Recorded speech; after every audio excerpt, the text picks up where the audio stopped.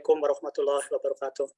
Waalaikumsalam warahmatullahi wabarakatuh. Alhamdulillahirabbil alamin wassalatu wassalamu ala asyrofil anbiya'i wal mursalin wa ala alihi wa sahbihi ajmain.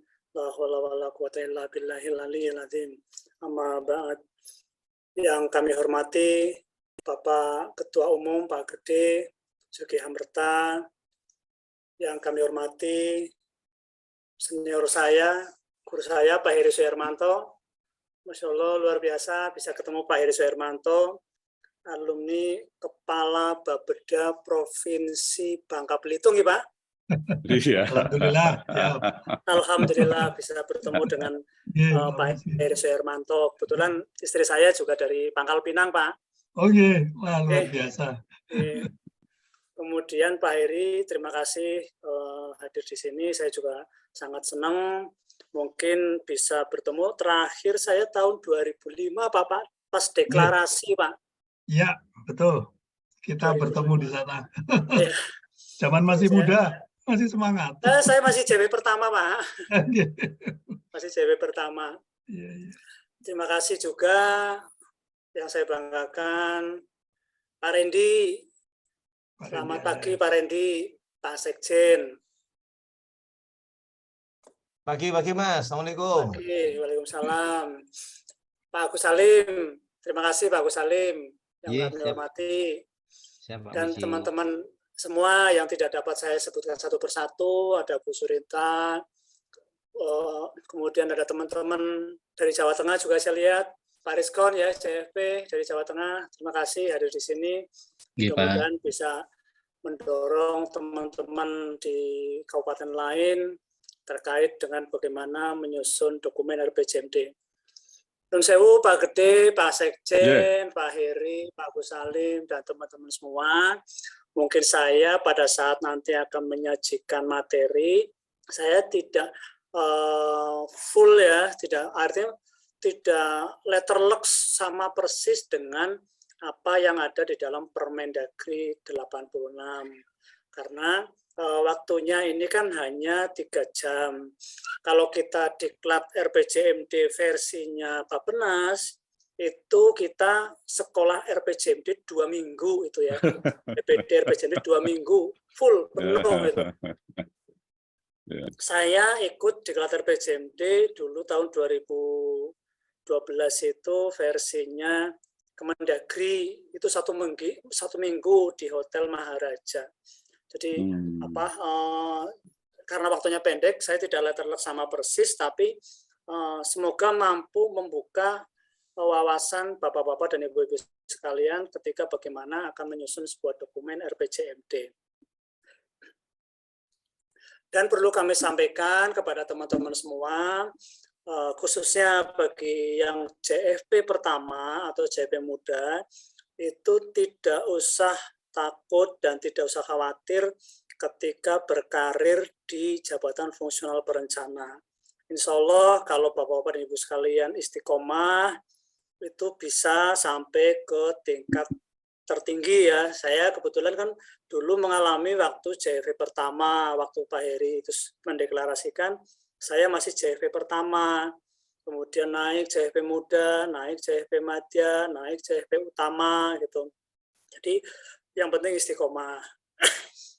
Kemudian ikuti apa yang dimaui oleh peraturan-peraturan tentang ke-JFP-an, ikuti terus.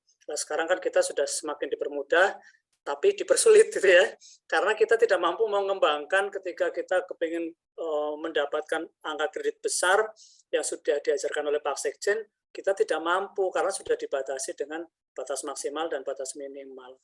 Kemudian juga ada lagi terkait dengan penilaian itu berdasarkan kinerja yang dinilai oleh pimpinan kita. Nah, itu agak susah karena kita harus melakukan pendekatan dengan pimpinan supaya kita tidak dinilai kurang atau cukup.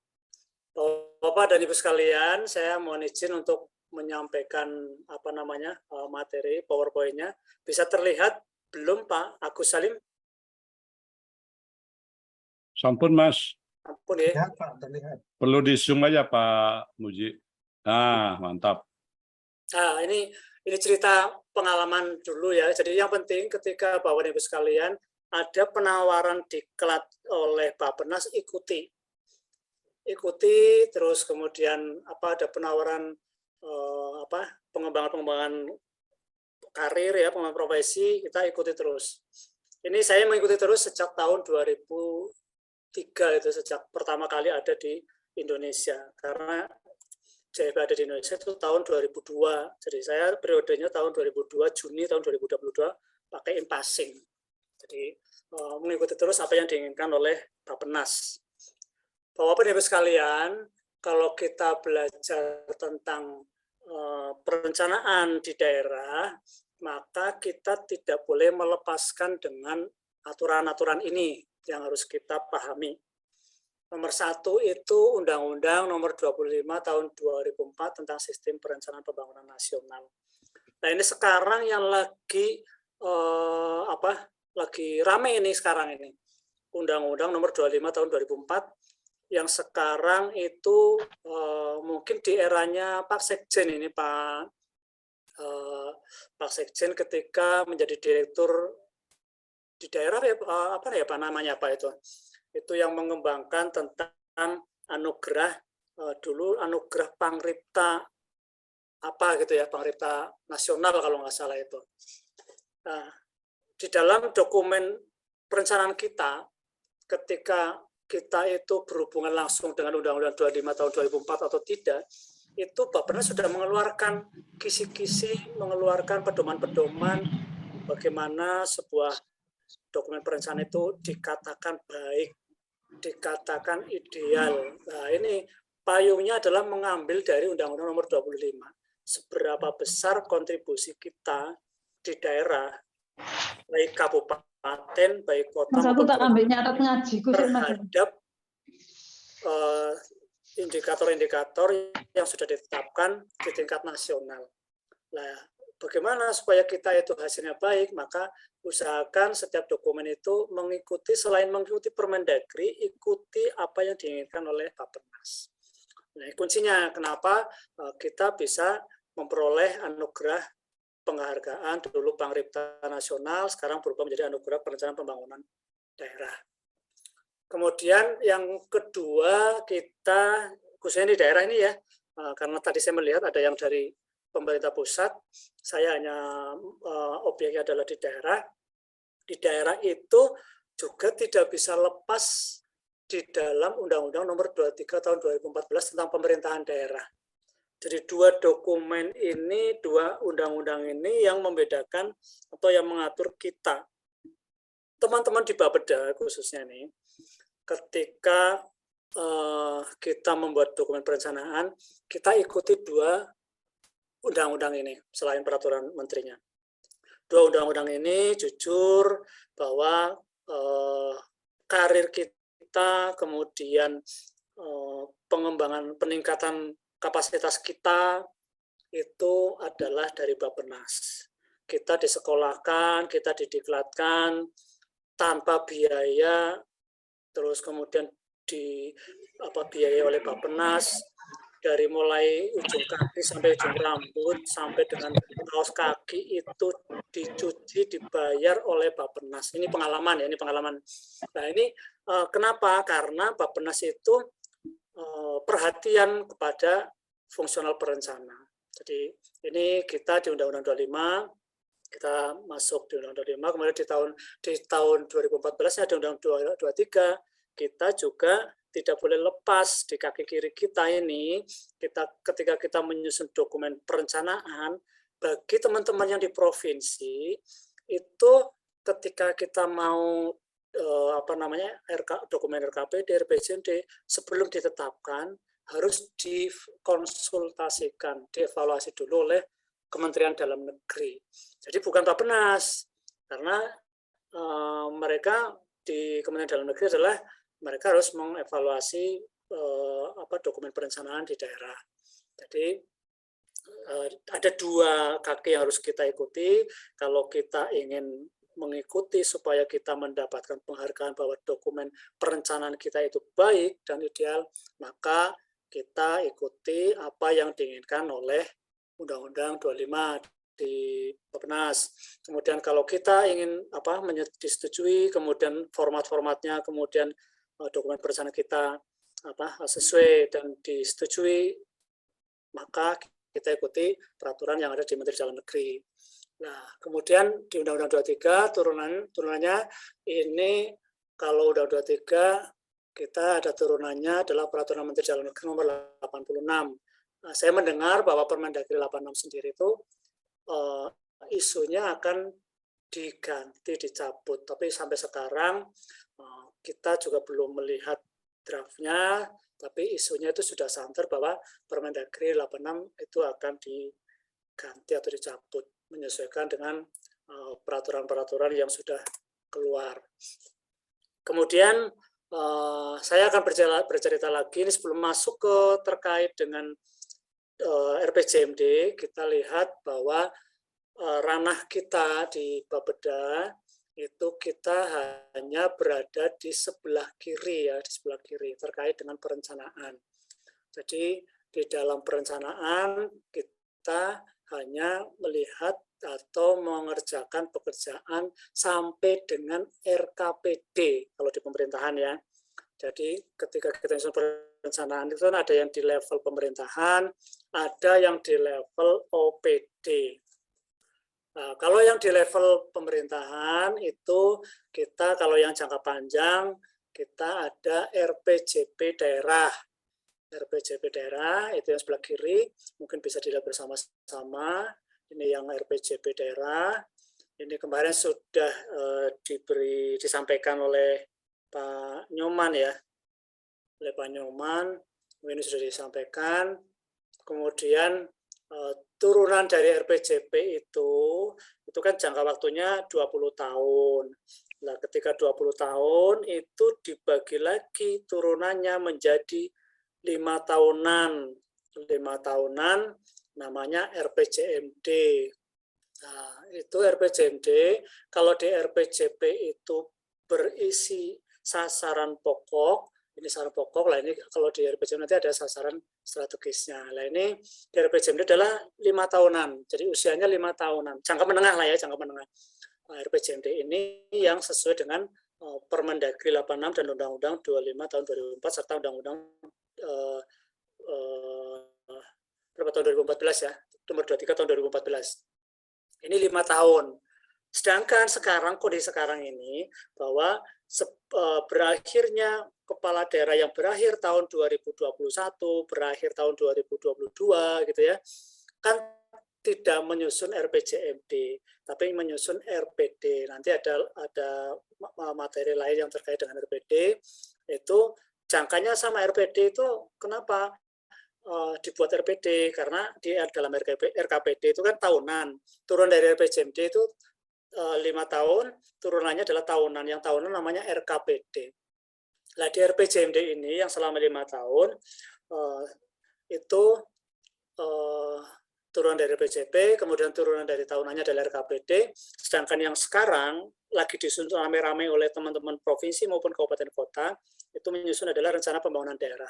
Kenapa bukan rencana pembangunan jangka menengah daerah? Karena ini RPJMD adalah penjabaran visi misi kepala daerah, sedangkan yang RPD itu tidak ada menjabarkan kepala daerahnya karena tidak ada kepala daerahnya, kosong gitu ya, kosong. Jadi tidak menyusun RPJMD tapi menyusun RPD. Tapi sama waktunya. Jadi menurut teori itu ya yang pernah saya ikuti, bahwa rencana pembangunan jangka menengah kalau di dalam Permenpan 16 Permen PPN Kepala PPN Bappenas nomor 16 tahun 2001, bahwa di dalam petunjuk teknisnya itu bahwa jangka menengah adalah 3 sampai 5 tahun. Sehingga RPD usianya adalah 3 tahun. 3 sampai 5 tahun. Nah, ini ada yang usianya 4 tahun, ada yang 3 tahun, yang RPD yang sedang dilaksanakan di Indonesia ini. Ini RKPD. Nah, di sini ini yang dilakukan oleh kita sebagai pemerintah di Bapeda itu mengerjakannya adalah sampai dengan RKPD. Gitu. Cuma ada juga yang daerah yang melakukan bahwa KUA PPAS itu masuk di Bapeda, gitu, kebijakan anggaran masuk di Bapeda, penetapan plafon anggaran sementara juga di Bapeda. Nah ini yang kadang kurang pas ya, karena kita adalah ranah perencanaan ya berhenti di RKPD, kan petunjuknya di dokumen di peraturan undang-undang maupun peraturan menteri kan cuma sampai RKPD. Nah, sehingga ada beberapa daerah yang menjadi ketika ditanya oleh pemeriksa, oleh BPKP, BPK, kadang suka bingung menjawabnya. Sehingga saran saya ketika ditanya bahwa ranahnya Bapeda itu hanya sampai di dokumen menyusun RKPD.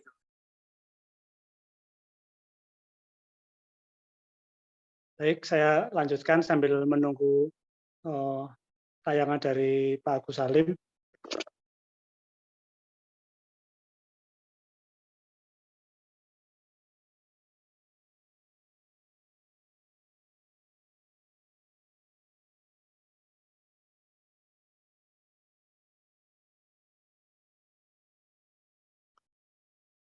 Di dalam tahapan penyusunan RPJMD pada halaman 5, itu kan ada beberapa ketika kita mau menyusun sebuah dokumen RPJMD, ada terkait dengan konsep KLHS, kajian lingkungan hidup strategis.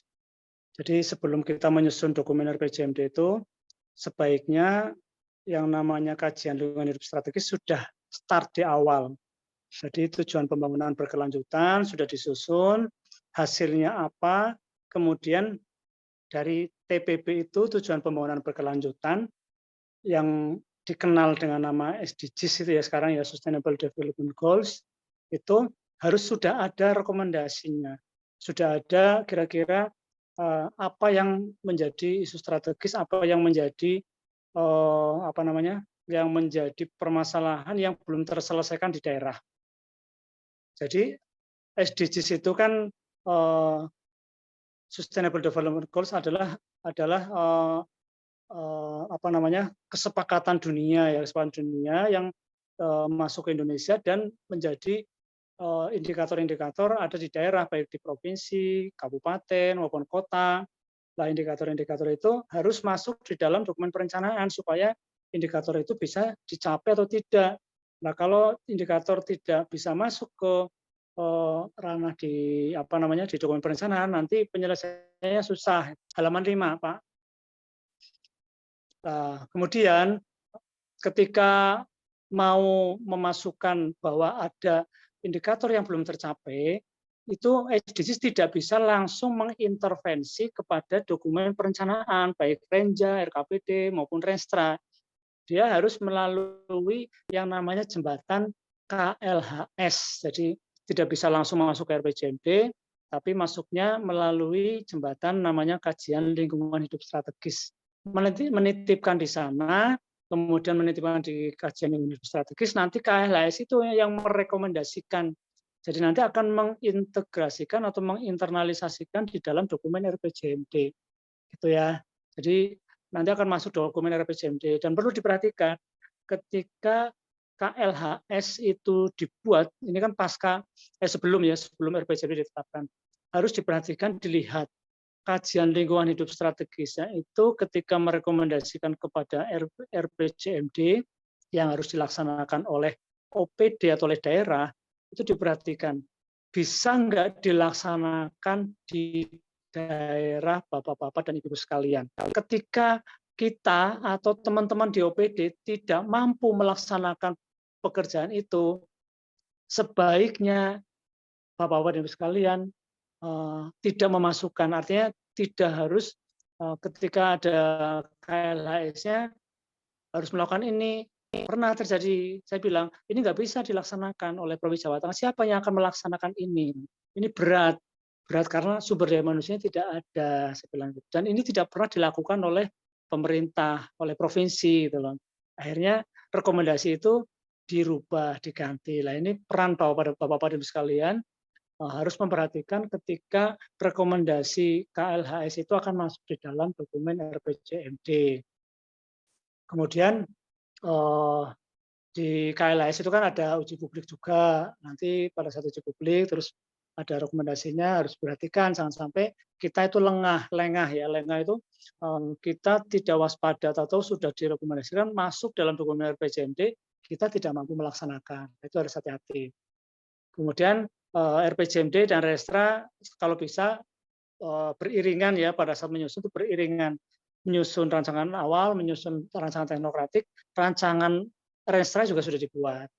Nah, kita juga perlu di daerah membuat rancangan teknokratik. Nanti kita akan masuk di rancangan teknokratik ya. Kemudian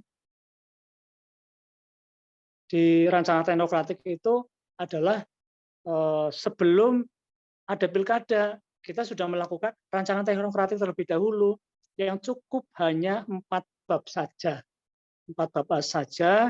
Yang pertama berisi tentang pendahuluan, bab 2 gambaran umum daerah, bab 3 gambaran keuangan daerah, bab 4-nya adalah permasalahan dan isu strategis. Nah, ini yang nanti menjadi pegangan Bapak-Bapak dan Ibu sekalian, harus bisa menyusun rancangan teknokratik. Nah, rancangan teknokratik ini itulah yang dibuat oleh Bapak-Bapak dan Ibu sekalian atau oleh Bapeda berdasarkan teknokratik. Jadi teknokratik ya berarti belum melakukan hal-hal yang bersifat bottom up planning, top down planning, politik planning itu belum masuk. Teknokratik disusun oleh Bapak dan Ibu sekalian. Oleh teman-teman di Bapeda ada beberapa fungsional perencana yang sudah bergerak di situ ya. Kemudian hasilnya oleh Kepala Bapeda tentunya disampaikan kepada calon-calon atau oleh Kepala Bapeda atau oleh Sekda ya, oleh Sekda disampaikan kepada lembaga pemilihan umum atau ya lembaga pemilihan umum ya yang menerima calon-calon kepala daerah pendaftaran itu. Nah, kalau bisa masuk situ, kemudian disampaikan juga kepada calon-calon kepala daerah, ini loh kondisinya Jawa Tengah. Supaya tadi benar apa yang disampaikan oleh Pak Agus Salim, bahwa supaya ada hubungan benang merah ketika kepala daerah yang akan terpilih, calon-calonnya itu menyusun sebuah visi dan misi sesuai dengan kondisi daerah yang ada di rancangan teknokratik tersebut. Itu sih saran saya ya. Itu sudah diatur di dalam Permendagri 86. Jadi siapa yang akan terpilih, rancangan teknokratik disampaikan. Nah, kemudian ketika sudah jadi rancangan teknokratik disampaikan kepada kepala daerah, tentunya kepala daerah kan membuat visi misi. Bab 5-nya itu adalah memasukkan apa yang diinginkan oleh kepala daerah berupa visi misi, masukan pada bab 5 itu ya.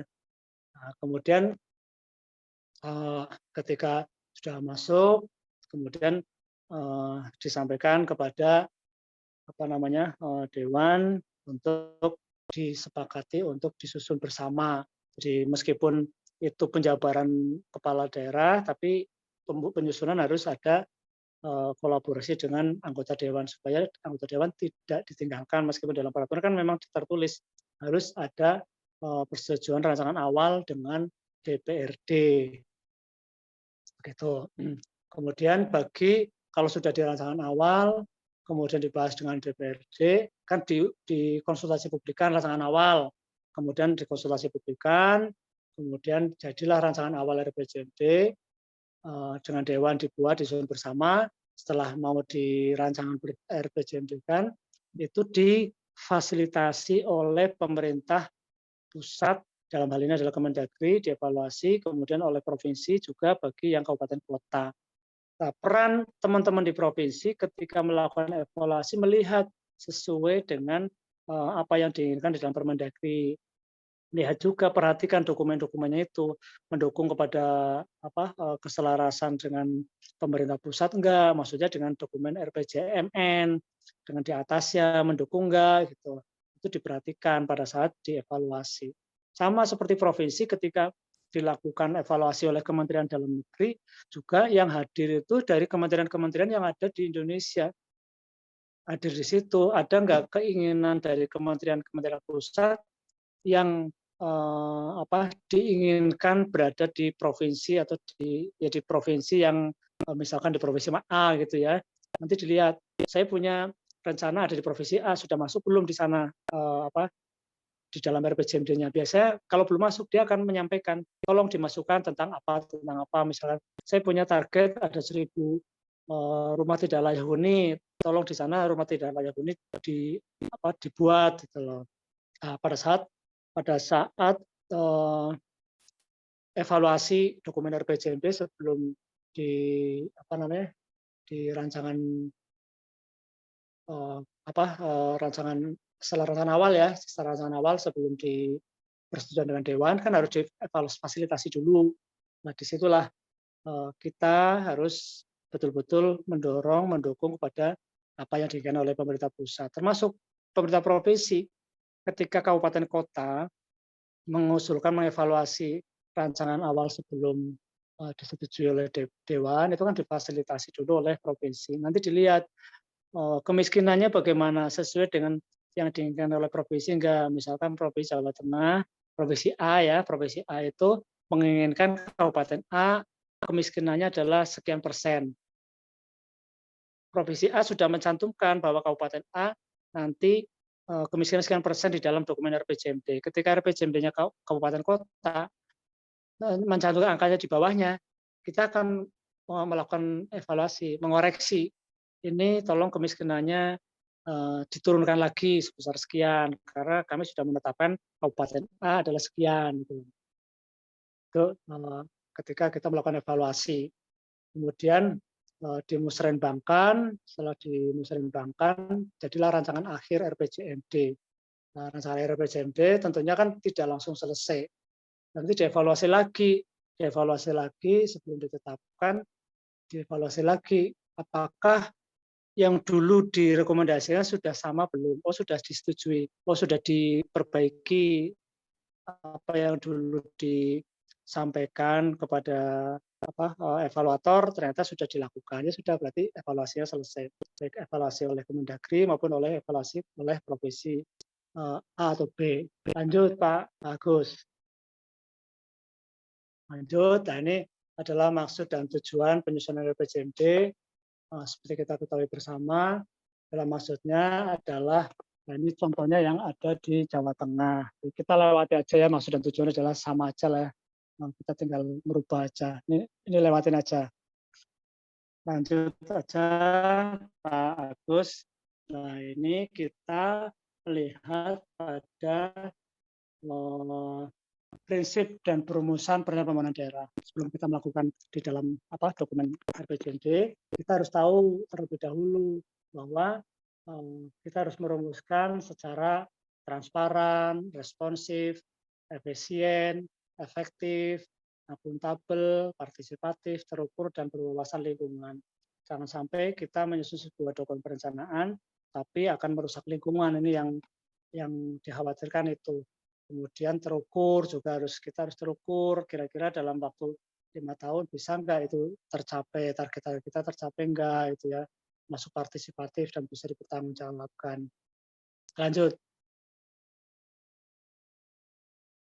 Nah, ini cerita terkait dengan transparan itu seperti apa. Ini ada di dalam pasal 5 Permendagri 86 tahun 2017. Nah, ini bisa dilihat bersama-sama, itu membuka diri terhadap hak masyarakat untuk memperoleh informasi yang benar, jujur, dan tidak diskriminatif. Ini transparan. Ini yang paling penting, tidak diskriminatif. Kadang kita ada yang tidak sesuai dengan ya kita tahulah bagaimana sih diskriminasi itu ya. Diskriminasi itu kan membeda-bedakan itu. Jadi ini yang dikhawatirkan tidak membeda-bedakan ketika kita menyusun dokumen perencanaan. Jadi ini wilayah A, wilayah B, wilayah C semua sama. Kalau bisa ya kita dasarnya adalah pada indikator-indikator yang sudah ditetapkan bersama oleh pemerintah pusat maupun oleh pemerintah daerah.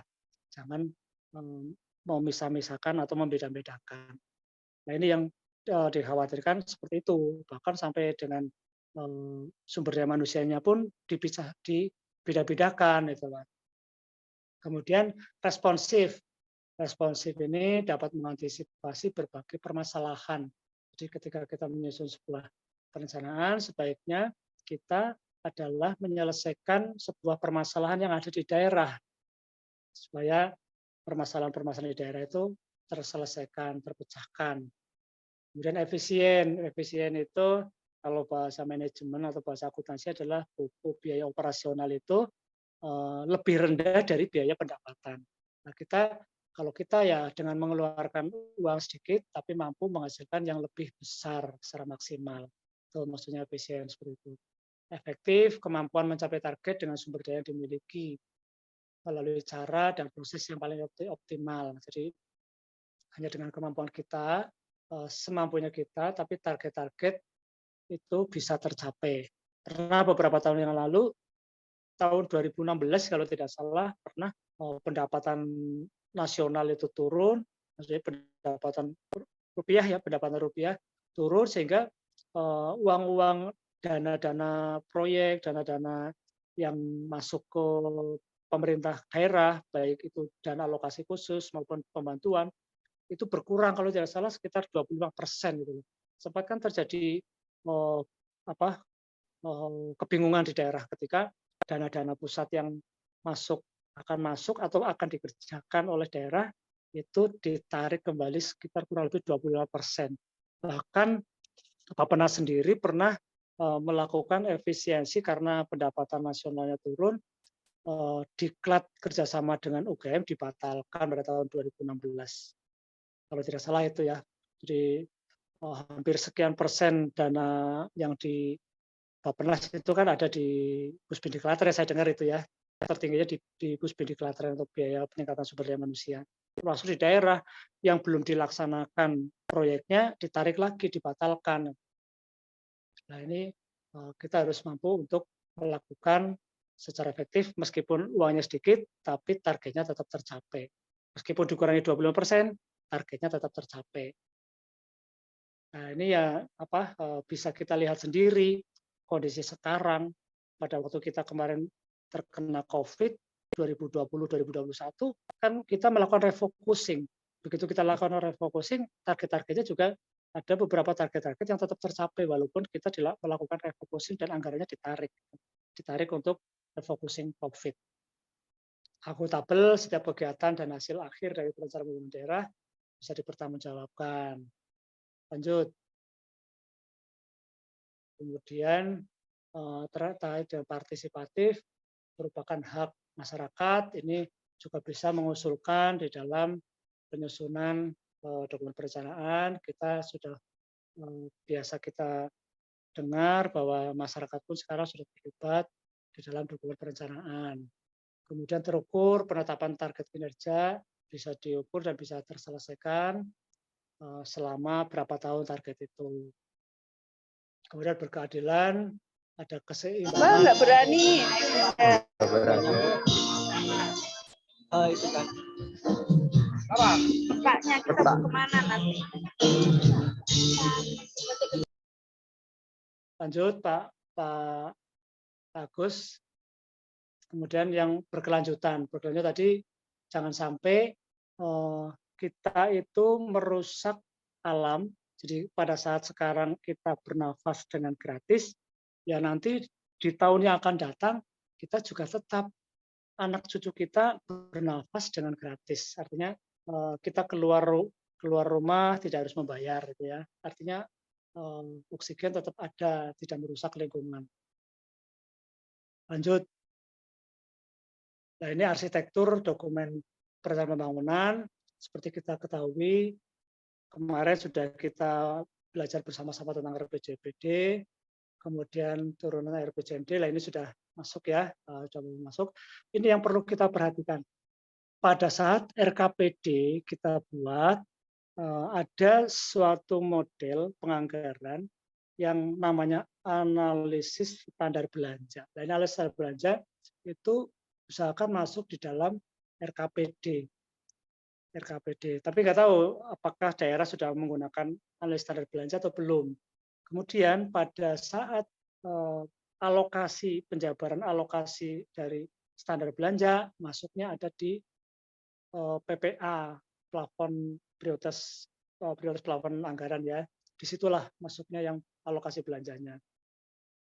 Nah, inilah posisi kita supaya harus melihat, memperhatikan, jangan sampai kita melaksanakan kegiatan tapi tidak ada standarisasinya. Lanjut.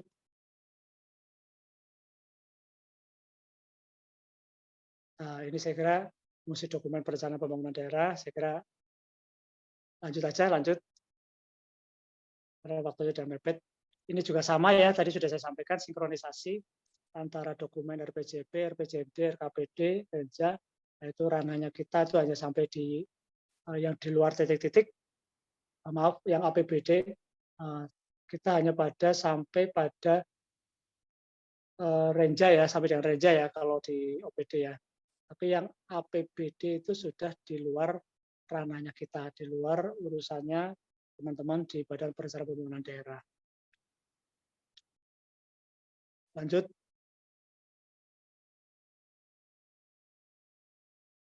Nah, ini ada juga di pasal 11 Permendagri 86, kita di Bapeda hanya menangani pada RPJP, RKPD, RPJMD.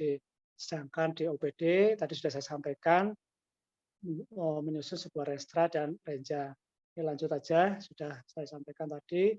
Nah, ini tahapan penyusunan RPJMD ya. Perencanaan Pembangunan Daerah, itu mulai persiapan penyusunan, rancangan awal, penyusunan rancangan, sampai pelaksanaan musrenbang dan perumusan rancangan akhir dan penetapan. Musrenbang itu, pada saat kita melaksanakan musrenbang, itu ada beberapa daerah yang mungkin berbeda. Tapi intinya adalah melaksanakan musrenbang. Musrenbang itu ada yang sampai musrenbang tingkat desa, tingkat kecamatan, mungkin ya, sampai tingkat kabupaten, provinsi. Nah, di provinsi sendiri, musrenbang itu ada juga yang melakukan hanya pada musrenbang provinsi. Tapi ada juga yang mengembangkan, membuat model, menggunakan musrenbang yang ada provinsi, ada beberapa musrenbang lainnya.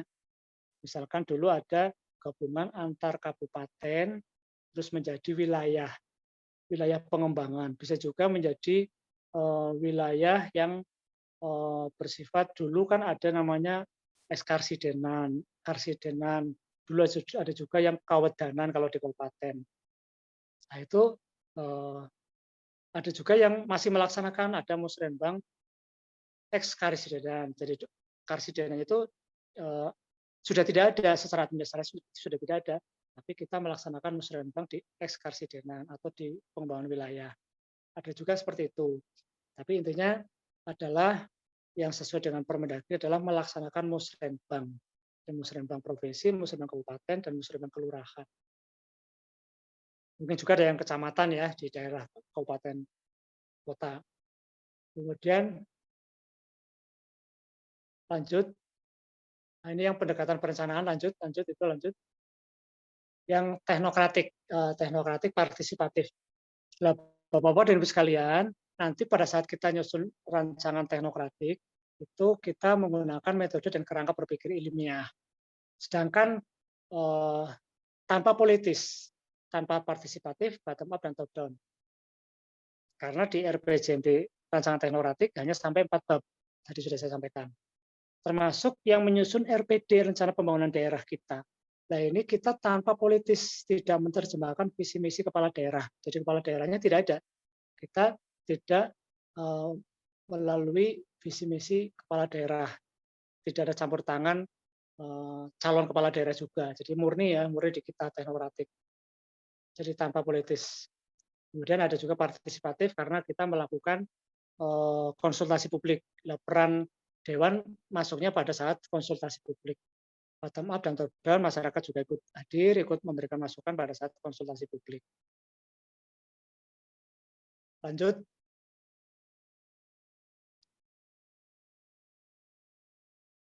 Ini apa itu RPJMD? Saya kira ini sudah saya sampaikan tadi di depan. Nah, ini perlu saya sampaikan terkait dengan rancangan teknokratik itu disusun paling lambat sebelum kepala wakil daerah ditetapkan ya, sebelum ditetapkan. Tapi sudah ada calon kepala daerahnya, tapi belum ditetapkan kepala daerahnya. Bisa juga Bapak dan Ibu sekalian menyampaikan pada saat pilkada sebelum berlangsung boleh, supaya visi misi kepala daerahnya tidak bertentangan dengan kondisi daerah dan bisa ada benang merahnya. Terus lanjut. Nah, ini terkait keterkaitan. Jadi ketika Bapak Ibu sekalian, ini adalah hubungan keterkaitan antar bab. Itu ketika kita membuat bab 2, maka bab 2 itu harus bisa diterjemahkan pada bab 4 tentang permasalahan dan isu-isu strategis. Permasalahan dan isu strategis. Jadi kita melihat permasalahan itu berdasarkan pada gambar umum kondisi daerah. Kalau Bapak-Bapak dan Ibu sekalian bingung pembuatnya, itu bisa juga mencari permasalahan dulu, kemudian carikan data untuk mendukung. Gitu. Silakan, mau bab 2 dulu boleh, mau bab 4 dulu boleh. Kalau saya gitu. Jadi kalau bab 2 adalah data dulu, begitu melihat data, maka dianalisis, maka akan bisa terbaca, oh ini permasalahannya seperti ini. Permasalahan pembangunan yang ada di daerah masing-masing. Kemudian kalau tidak mampu mencari data, lihat aja permasalahan yang sekarang lagi mungkin krusial ya, itu bisa dilihat, kemudian dicarikan datanya. Kemudian bab 4 isu strategis itu nanti harus bisa mampu diselesaikan permasalahan itu dengan visi misi dan tujuan sasaran kepala daerah. Kan sudah dibuat itu rancangan teknokratik, otomatis kan rancangan teknokratik sudah diambil oleh mungkin tim perumusnya kepala daerah, kemudian menyatukan dengan tim perumus yang ada di Bapeda untuk membuat apa tujuan dan sasarannya. Bab 5 itu mengambil dari bab 4, bab 4 itu bisa diselesaikan dengan program-program yang ada nanti di RPJMD. Nah, kerangka programnya itu kan kita sudah dikunci ya program-programnya, nama-namanya apa segala macam oleh Permendagri ya, oleh Inmendagri sudah dikunci, oleh SE juga indikatornya, ya sudah kita ikuti aja. Yang penting bisa mampu menyelesaikan permasalahan-permasalahan yang ada di daerah. Kemudian terkait dengan sasaran visi misi tujuan sasaran, usahakan pada bab 8 kinerja penyelenggaraan pemerintah, itu kan ada indikator-indikator kinerja, baik indikator kinerja utama maupun indikator kinerja penyelenggaraan pemerintahan di daerah. Berarti kan seluruh penyelenggaraan, seluruh urusan yang ada di daerah yang menjadi kewenangan provinsi itu ada indikatornya dan apa yang harus diselesaikan. Itu terselesaikan di dalam masuk di dalam dokumen RPJMD ini. Terus lanjut. Ini nilai strategis politis RPJMD, ini tidak usah ya, ini hubungannya dengan Dewan ya. Lanjut aja. Peran dan fungsi Dewan, kita juga tidak usah. Lanjut aja. Lanjut aja, Pak. Nah, ini di bagian alir tahapan dan tata cara ini pada saat kita nyusun yang kotak warna biru ini kita harus mampu persiapan penyusunan RPJMD itu pengolahan data informasi itu ada di bab 2 gambaran analisis kondisi daerah dan perumusan, kemudian gambaran keuangan daerah nanti masuk pada bab 3 itu harus mampu di dalam kotak ini. Nah, KLHS itu juga masuk di dalam pada waktu kita membuat ini. Memang idealnya KLHS itu sebelum dia sudah mampu merekomendasikan. Tapi umumnya KLHS itu berjalan beriringan dengan penyusunan RPJMD. Supaya mempermudah proses KLHS, itu memang sebaiknya tim KLHS dengan tim RPJMD itu selalu bisa duduk bersama-sama. Dan biasanya tim KLHS itu ya ada beberapa yang tim penyusun RPJMD. Kemudian Itu adalah alur tahapan tata cara penyusunannya, persiapan penyusunan RPJMD, kemudian rancangan awal, rancangan RPJMD sampai dengan musrembang, dan rancangan akhir. Itu tadi sudah saya sampaikan ya di sebelumnya ya. Lanjut.